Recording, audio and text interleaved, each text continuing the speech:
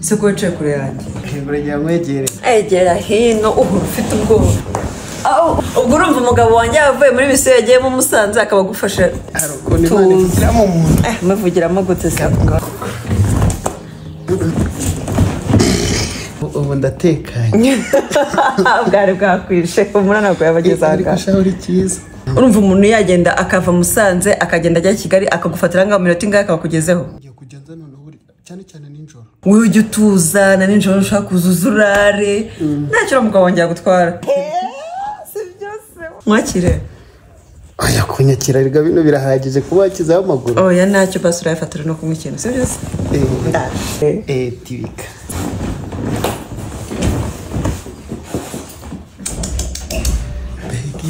mbega ibisusu we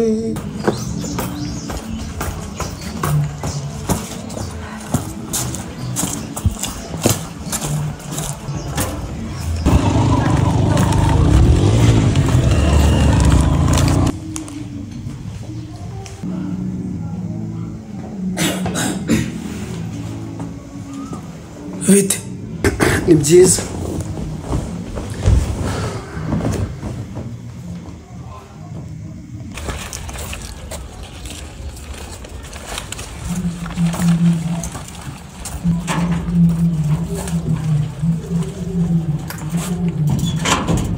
warugiye kwande kwa boss ko batuye mu nzu nk'isi sheri waje iki kintu ni icyaheye we uruwahe akose sheri waje nyireba nk'umuntu wazanye mu nzu yacu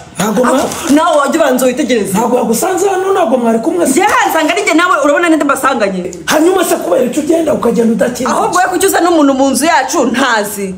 urabona no kunasa ngo warugiye kwande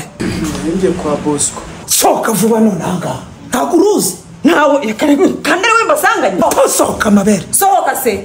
ko gisuko ako sheri n'ujya ujya kuzana umuntu ujya ubanza umbwire pe ntacuzi ntawe nzi ubusanze hari abandi bantu barimo hariya ko sheri zana mwifashirize reka ngira kiriya kigabo